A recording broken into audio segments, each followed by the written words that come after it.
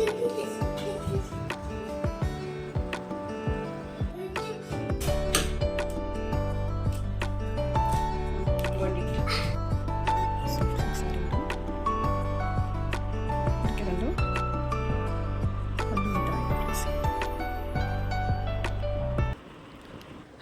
All, welcome back to my channel homely vlogs in Kannada.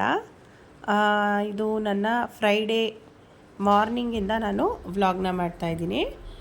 Friday as usual ನಾನು ಬೆಳಗ್ಗೆನೇ ಪೂಜೆ ಎಲ್ಲ ಮುಗಿಸ್ಕೊಂಡೆ. ಮತ್ತು ತಿಂಡಿಗೆ ಕೂಡ ನಾನು ದೋಸೆ ಚಟ್ನಿನ ಮಾಡಿದ್ದೆ. ಚಟ್ನಿ ಮಾಡಿದಾಗೆಲ್ಲ ನನ್ನ ಮಗನಿಗೆ ಒಗ್ಗರಣೆ ಮಾಡಲೇಬೇಕು, ಹಾಗೆ ತಿನ್ನೋದಿಲ್ಲ ಅವನು. ಅದಕ್ಕೆ ನೀರು ಚಟ್ನಿ ಥರ ಮಾಡಿ ಅದಕ್ಕೆ ಒಗ್ಗರಣೆ ಮಾಡಿದ್ದೀನಿ. ತುಂಬ ಚೆನ್ನಾಗಿರುತ್ತೆ. ಮತ್ತು ನನ್ನ ಚಿಕ್ಕ ಮಗನಿಗೂ ಸ್ಕೂಲ್ ಸ್ಟಾರ್ಟ್ ಆಗಿದೆ ಅಂತ ಲಾಸ್ಟ್ ವ್ಲಾಗಲ್ಲಿ ಹೇಳಿದ್ದೆ ಅಲ್ವಾ, ಅವನಿಗೂ ಕೂಡ ಲಂಚ್ ಬಾಕ್ಸ್ನ ಪ್ಯಾಕ್ ಮಾಡಬೇಕು.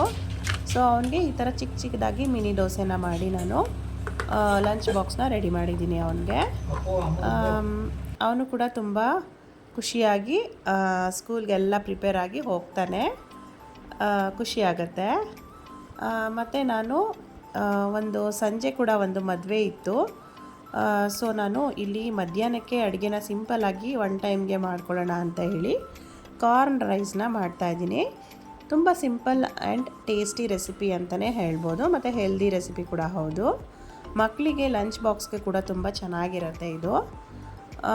ನಾನಿಲ್ಲಿ ಸ್ವಲ್ಪ ಎಣ್ಣೆ ಹಾಕ್ಕೊಂಡಿದ್ದೀನಿ, ಬೇಕಿದ್ದರೆ ಸ್ವಲ್ಪ ತುಪ್ಪ ಕೂಡ ಹಾಕೋಬೋದು. ಒಂದು ಪುಲಾವ್ ಎಲೆನ ಹಾಕ್ಕೊಂಡಿದ್ದೀನಿ, ಮತ್ತು ಒಂದು ಚಕ್ಕೆ, ಒಂದು 4ರಿಂದ 5 ಲವಂಗ, ಮತ್ತು ಒಂದು ಏಲಕ್ಕಿನ ಹಾಕ್ಕೊಂಡಿದ್ದೀನಿ. ಈಗ ವೆದರ್ ಸರಿ ಇಲ್ಲದೆ ಇರೋ ಕಾರಣ ನನಗೆ ಸ್ವಲ್ಪ ಹುಷಾರಿಲ್ಲ, ಅಂದರೆ ಸ್ವಲ್ಪ ವಾಯ್ಸ್ ಚೇಂಜ್ ಆಗಿದೆ ಅಂತ ಅನ್ನಿಸ್ಬೋದು ನಿಮಗೆ. ಕೋಲ್ಡ್ ಆಗಿದೆ, ಅದಕ್ಕೆ ವಾಯ್ಸ್ ಸ್ವಲ್ಪ ಬೇರೆ ಥರ ಇದೆ. ಮತ್ತು ಇಲ್ಲಿ ನಾನು ಚಕ್ಕೆ ಲವಂಗ ಎಲ್ಲ ಹಾಕ್ಕೊಂಡಿದ್ದೀನಿ. ಒಂದು 2 ಈರುಳ್ಳಿನ ಕಟ್ ಮಾಡಿ ಇಟ್ಕೊಂಡಿರೋವಂಥದ್ದನ್ನು ಹಾಕ್ತಾಯಿದ್ದೀನಿ. ಮತ್ತು ಖಾರಕ್ಕೆ ಇಲ್ಲಿ ನಾವು ಹಸಿಮೆಣ್ಸಿನ್ಕಾಯಿನ ಆ್ಯಡ್ ಮಾಡ್ತಾಯಿದ್ದೀವಿ. ಮತ್ತು ಈ ಕಾರ್ನ್ ನಾನು ಸ್ವೀಟ್ ಕಾರ್ನ್ ಪ್ಯಾಕೆಟ್ಸಲ್ಲೂ ಸಿಗುತ್ತೆ. ಇದನ್ನು ನಾನು ಹಾಗೆ ಒಂದು ಜೋಳ ಸಿಗುತ್ತಲ್ವ ಕಾರ್ನು, ಅದನ್ನು ತೊಗೊಂಬಂದು ಬಿಡಿಸಿ ಇಟ್ಕೊಂಡಿರ್ತೀನಿ ನಾನು ಯಾವಾಗಲೂ. ನಮ್ಮ ಮನೆಯಲ್ಲಿ ಜೋಳ ಯಾವಾಗಲೂ ತರ್ತಾ ಇರ್ತೀವಿ ನಾವು.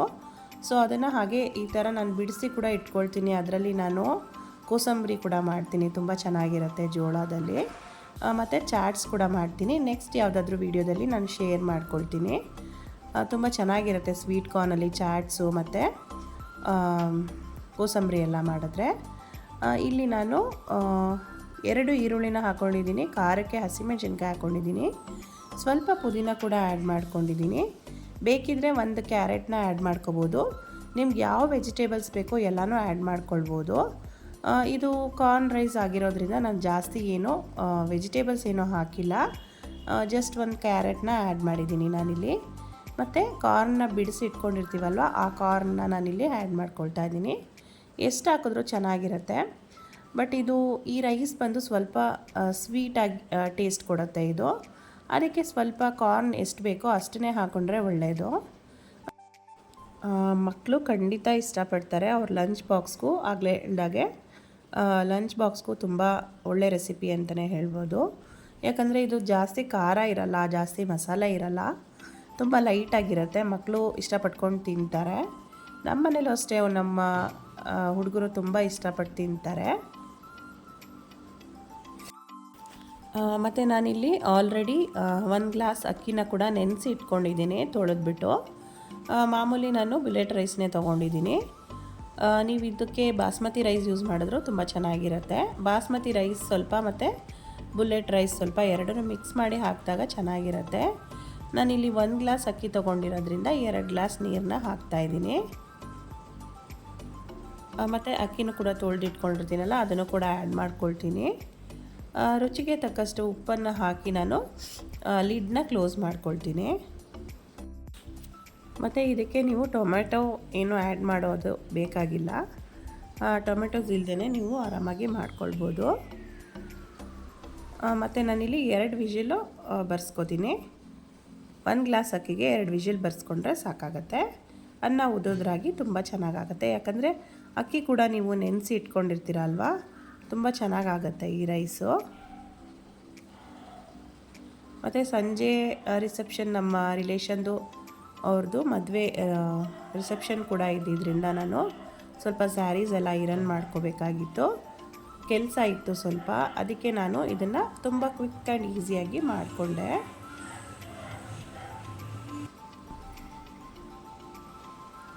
ನೋಡಿ ಎಷ್ಟು ಉದುದ್ರಾಗಿದೆ ಅಂತ. ಟೇಸ್ಟ್ ಕೂಡ ತುಂಬ ಚೆನ್ನಾಗಿತ್ತು. ನೀವು ಅಷ್ಟೇ ಟ್ರೈ ಮಾಡಿ. ಮಕ್ಕಳ ಲಂಚ್ ಬಾಕ್ಸ್ಗಂತೂ ತುಂಬ ಒಳ್ಳೆ ರೆಸಿಪಿ ಅಂತಲೇ ಹೇಳ್ಬೋದು. ಹೆಲ್ದಿ ರೆಸಿಪಿ ಕೂಡ ಹೌದು. ನೀವು ಟ್ರೈ ಮಾಡಿ ಕಮೆಂಟ್ ಮಾಡಿ ಹೇಳಿ ಹೇಗೆ ಆಗಿತ್ತು ಅಂತ. ಮತ್ತು ನಾನಿಲ್ಲಿ ಒಂದೆರಡು ಸ್ಯಾರಿನ ತೊಗೊಂಡಿದ್ದು. 2 ಸ್ಯಾರಿ ಅಂದರೆ ಬೆಳಗ್ಗೆ ಕೂಡ ನಾನು ಮುಹೂರ್ತಕ್ಕೂ ಕೂಡ ಹೋಗಬೇಕಾಗಿತ್ತು. ಅದಕ್ಕೆ 2 ಸ್ಯಾರಿನ ನಾನಿಲ್ಲಿ ತೆಗೆದಿಟ್ಕೊಂಡಿದ್ದೀನಿ. 2 ಅಷ್ಟೇ ನೀಟಾಗಿ ಐರನ್ ಮಾಡಿ ನಾನು ವೇರ್ ಮಾಡಿದಾಗ ನಮಗೆ ತುಂಬ ಚೆನ್ನಾಗಿ ನೀಟಾಗಿ ಕೂರುತ್ತೆ ಸ್ಯಾರಿ ಅಂತ ಹೇಳ್ಬೋದು. ಅದಕ್ಕೆ ನಾನು ಐರನ್ ಮಾಡೋಣ ಅಂತ ಹೇಳಿ ರೆಡಿ ಮಾಡ್ಕೊಳ್ತಾ ಇದ್ದೀನಿ. ಈ ಥರ ನಾವು ಸ್ಯಾರಿನ ಫಸ್ಟೇ ಐರನ್ ಮಾಡಿ ಪ್ಲೀಟ್ ಮಾಡಿ ಎಲ್ಲ ರೆಡಿ ಮಾಡಿ ಇಟ್ಕೊಂಡಾಗ ನಮಗೆ ಫಂಕ್ಷನ್ಗೆ ಹೋಗೋಕ್ಕೆ ಹಾಫ್ ಆನ್ ಅವರಲ್ಲಿ ನಾವು ರೆಡಿ ಆಗಿಬಿಡ್ಬೋದು. ಯಾಕಂದರೆ ಸ್ವಲ್ಪ ಸ್ಯಾರಿ ನೀಟಾಗಿ ಉಡಬೇಕು ಅಂದರೆ ಸ್ವಲ್ಪ ಟೈಮ್ ತೊಗೊಳುತ್ತಲ್ವ. ಅದಕ್ಕೆ ನಾನು ಈ ಥರ ಫಸ್ಟೇ ಪ್ರಿಪೇರ್ ಆಗಿಬಿಟ್ಟಿರ್ತೀನಿ. ನೀಟಾಗಿ ಸ್ಯಾರಿ ಎಲ್ಲ ಪ್ಲೀಟ್ ಮಾಡಿ ರೆಡಿ ಮಾಡಿ ಇಟ್ಕೊಂಡಾಗ ನಮಗೆ ತುಂಬ ಈಸಿ ಆಗುತ್ತೆ ಫಂಕ್ಷನ್ಗೆ ಹೋಗೋಕ್ಕೆ ಅಂತ ಹೇಳ್ಬೋದು. ಮತ್ತು ನಮ್ಮದು ಬ್ಲೌಸಸ್ಸು ಸಿಲ್ಕ್ ಸ್ಯಾರಿ ಬ್ಲೌಸ್ ಚೆನ್ನಾಗಿ ಬಾಳಿಕೆ ಬರಬೇಕು ಅಂದರೆ ನಾವು ಅದನ್ನು ಕಂಕ್ಳ ಹತ್ರ ಎಲ್ಲ ತುಂಬ ಸ್ವೆಟ್ ಆಗುತ್ತಲ್ವಾ, ಅದು ಅವಾಯ್ಡ್ ಮಾಡ್ಕೋಬೇಕು ಅಂದರೆ ನಾವು ಅಲ್ಲಿ ಸ್ವೆಟ್ ಪ್ಯಾಡ್ಸ್ ಅಂತ ಸಿಗುತ್ತೆ ಬ್ಲೌಸ್, ಸಿಲ್ಕ್ ಬ್ಲೌಸ್ಗೆ.